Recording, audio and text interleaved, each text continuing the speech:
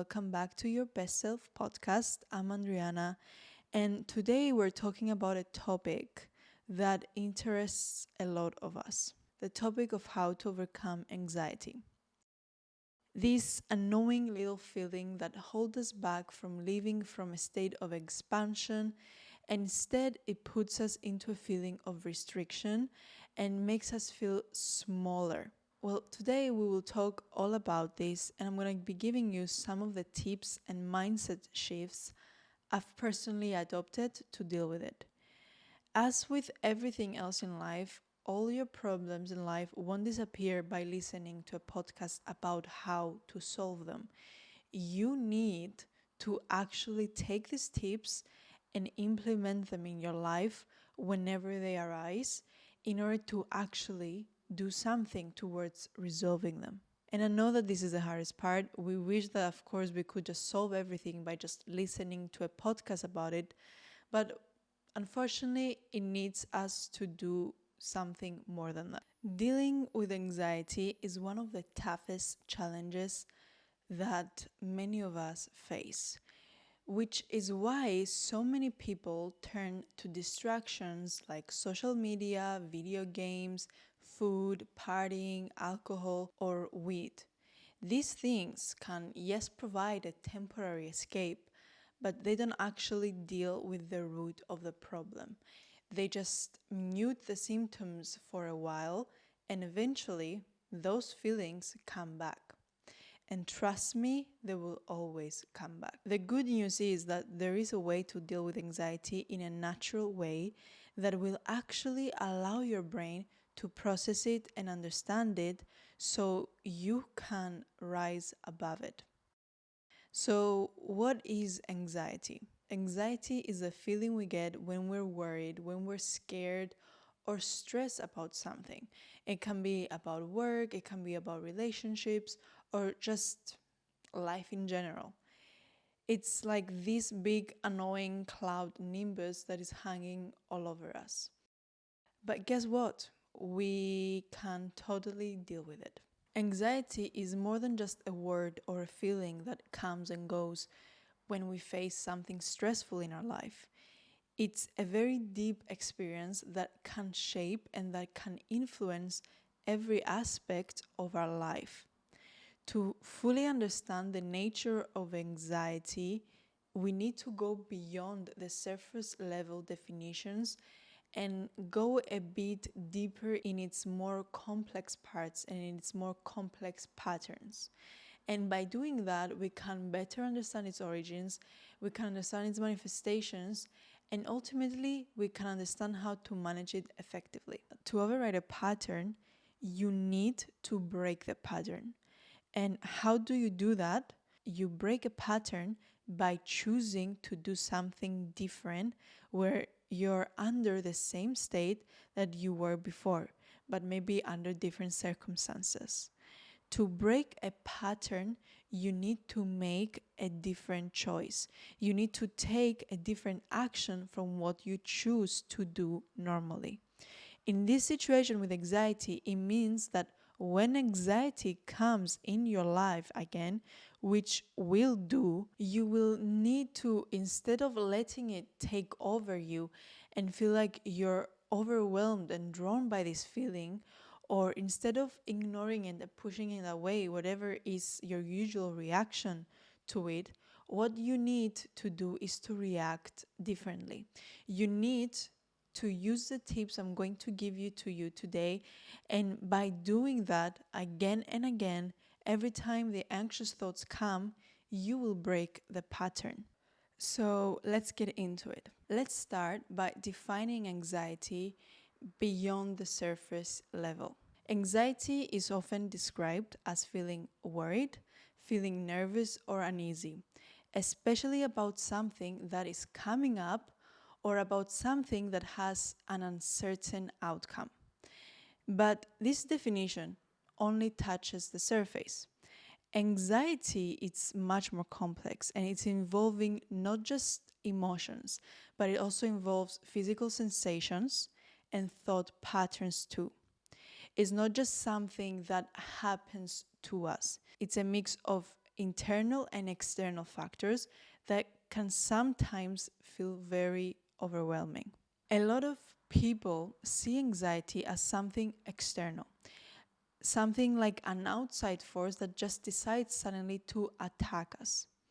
This way of thinking can make anxiety feel like an enemy that has to be fought off. But what if anxiety isn't an outside force and an outside invader, but more of a reflection of what's going on inside of us? If you look at anxiety this way, it can help you find new ways to understand it and manage it because you're able to trace its root back to yourself. Now, let's unpack the experience of anxiety so we can understand it better. Anxiety isn't just one feeling.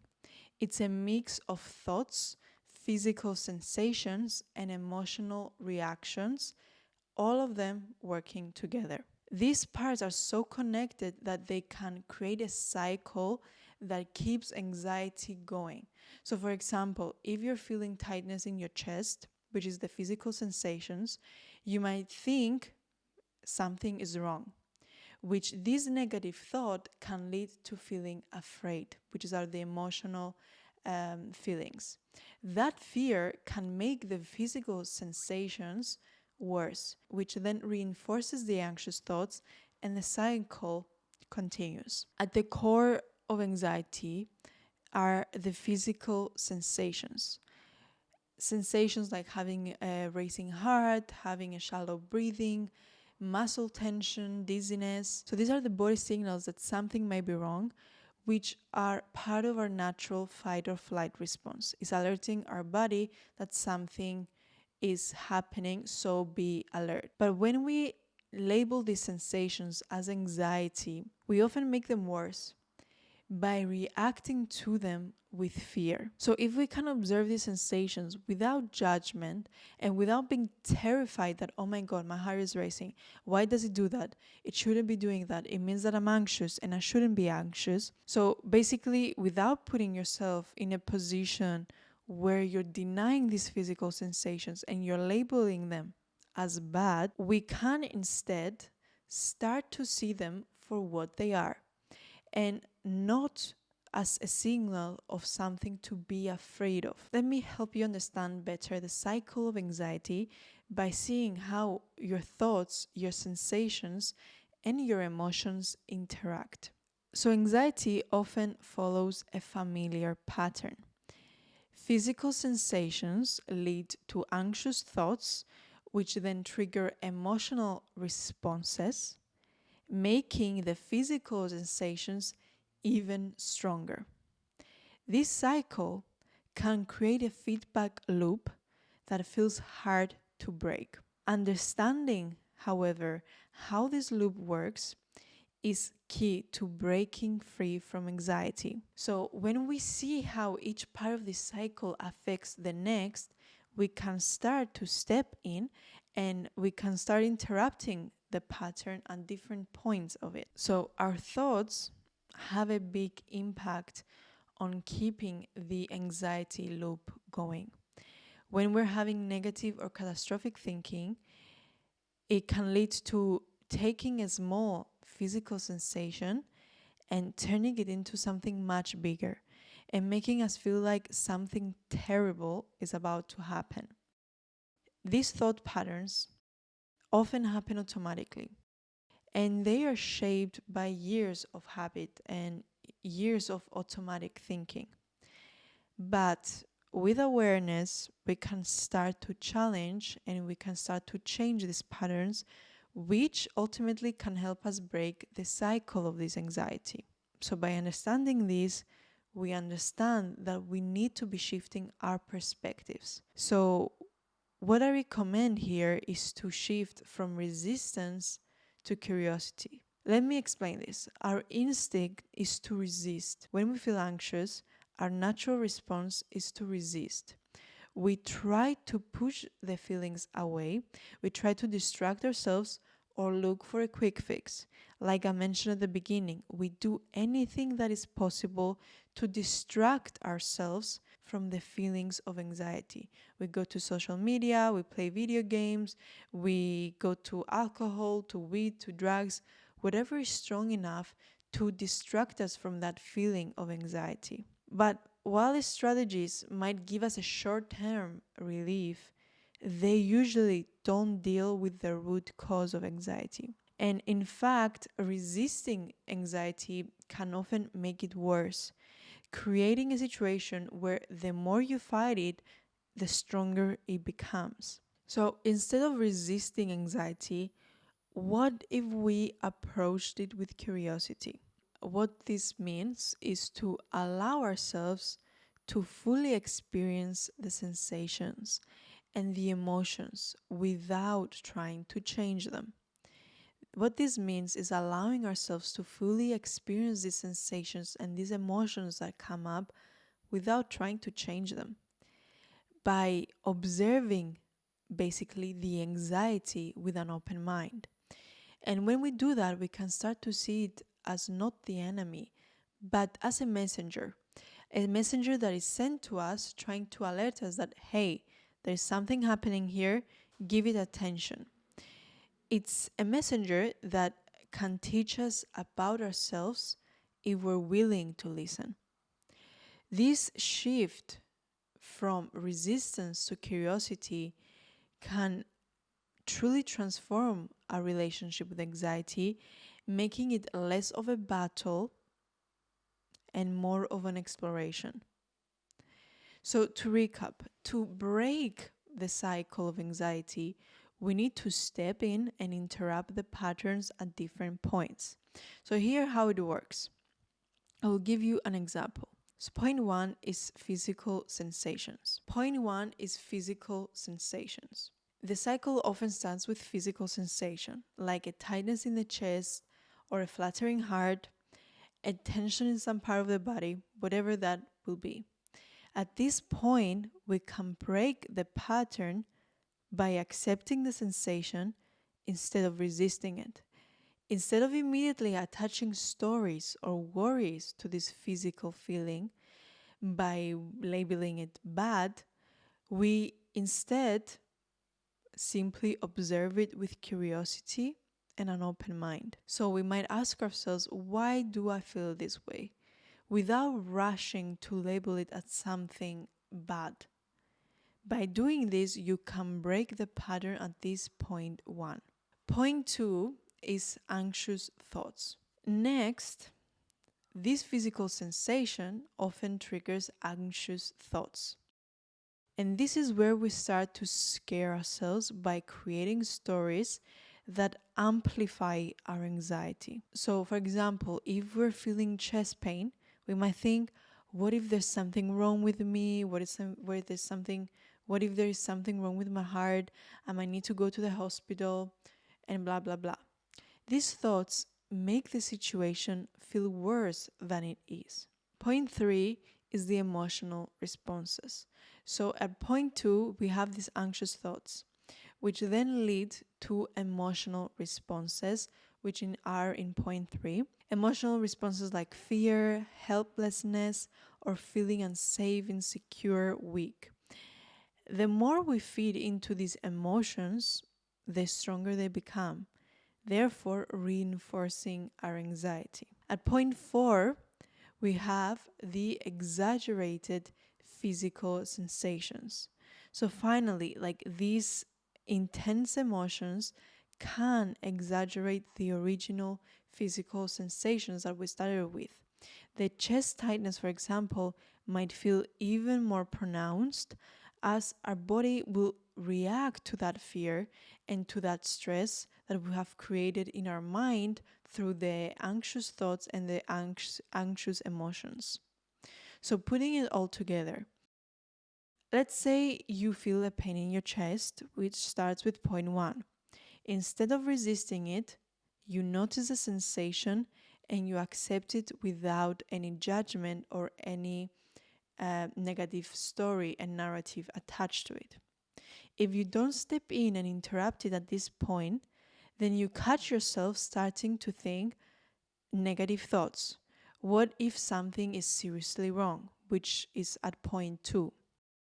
Here, instead of letting that thought spiral, you can challenge it or just let it pass. If you do that, you can step in and break the cycle from moving on to point 3, which is the emotional responses. Emotional responses of fear, helplessness, and negative emotions taking over. By not feeding these emotions, you break the cycle again at point 3, and you don't allow it to go to point 4, which is the physical sensations are getting worse and become exaggerated. And that's how the cycle can get interrupted at these different 4 points. So this example shows that we have the power to step in and break the pattern and interrupt the cycle of anxiety at any point, and we can stop it from spiraling. And this is very powerful because it makes us realize that, hey, I have control and I have power over myself, because I can step in at any moment and I can act accordingly to the point I am at that moment, and I can break the cycle. So once you understand this and you realize the control you actually have, it becomes way easier the next time something arises to become aware of it and to take proactive action and not let it take control of you. Now, I would like to introduce you to your biggest weapon in your fight against anxiety. A weapon that is necessary in your path to transformation. This weapon is called awareness. Well, awareness is the foundation of any meaningful change when it comes to our relationship with anxiety. By becoming aware of our physical sensations, by becoming aware of our thought patterns and our emotional responses, we can then begin to see the full picture of what anxiety truly is. As we said before, anxiety is not just a thought and an emotion, it's a complicated mix. And it's the mix of these 3 components. And we need to be able to see the full picture in order to truly deal with it. So this awareness allows us to step back and observe our experience without being swept away by it. So one of the best and the most effective ways to manage anxiety is by learning to observe our sensations and our thoughts without reacting to them. So this approach is often linked to mindfulness. And this involves simply noticing what is going on in our body and what is going on in our mind without trying to fix it and or escape it. So basically, you become like a third person observer. Over time, this non-reactive observation can lessen the intensity of anxiety because we become more comfortable sitting with the discomfort and letting it pass on its own. So anxiety often shows up as physical tension in the body.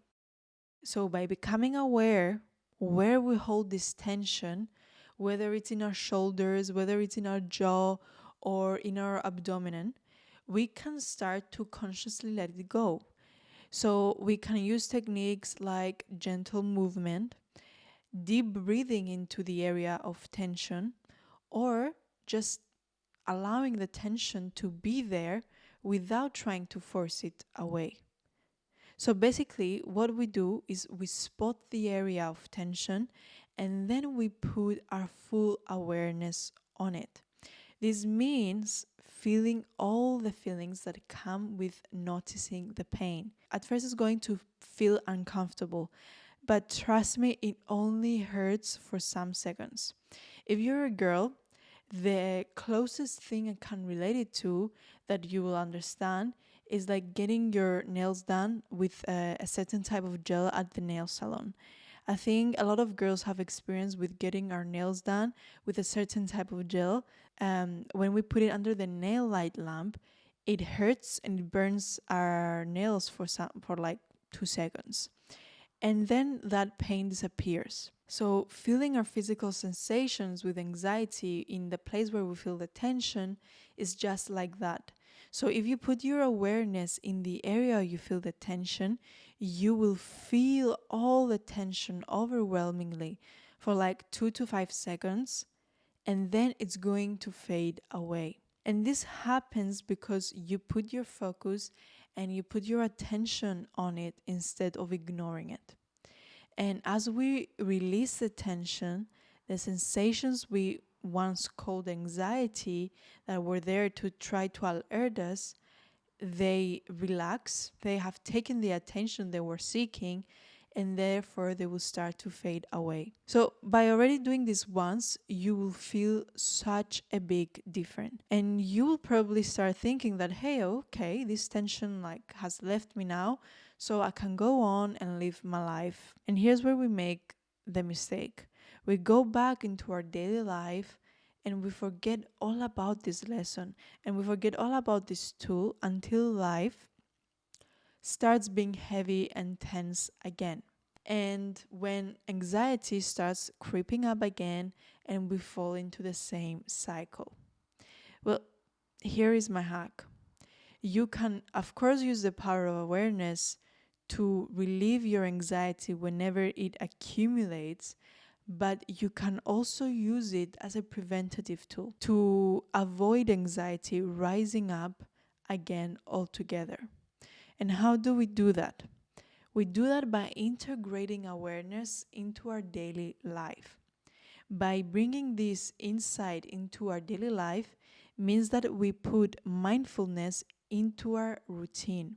And this doesn't mean that you have to do hours of meditation. It can be very simple. Simple things like taking a moment to check in with your body, noticing your breath, observing your thoughts, and observing your thoughts without judgment. And all of these are small practices that you can do for 5-10 minutes in your day, and they can add up over time and acting as a compound effect that will gradually change how you experience anxiety, because you train your brain and your mind and your body to deal with it differently. So over time, as you continue to practice awareness and curiosity, our relationship and your relationship with anxiety will begin to change. You will start to see that instead of viewing it as an enemy that needs to be defeated, you will begin to see it as part of your human experience, something that you can learn from and you can grow through it. And while anxiety might not vanish completely, you will gain new tools and you will gain new perspectives to manage it more effectively. The journey to understanding and managing anxiety isn't about finding a quick fix or getting rid of it completely right away. It's more about changing our perspective from seeing anxiety as an outside force and an outside enemy that controls us. We instead recognize it as part of our inner experience that we can learn how to navigate. And this process takes a lot of patience, it takes a lot of self-compassion, and it takes a readiness to explore uncomfortable feelings. So you have to really embrace the process. True freedom from anxiety comes not from escaping it, but from embracing the process of understanding it. By cultivating awareness, by challenging our thought patterns, and by releasing the physical tension, we will begin to break the cycle of anxiety. And this path is not always easy, is not always linear, but it leads to a deeper sense of peace, then a way of living that is more empowered. So as we move forward on this journey of overcoming anxiety, it's very important to remember that setbacks are just natural parts of the process, and it will happen to everyone. There will be days where your anxiety will feel overwhelming, and you have to remind yourself that that's okay. The key is to keep practicing awareness, to keep approaching anxiety with curiosity, and to actually trust that over time, these practices will lead to a lasting change. So this is it for today, guys. I will recommend you to come back and listen to this video whenever you find yourself overwhelmed with anxiety, so you can remind yourself the tools and the mindsets and the practical exercises that you can use and you can adapt to help you overcome those anxieties and to help you gain back control of your narrative. I hope this video helped you. Thank you so much for listening. I will talk to you soon.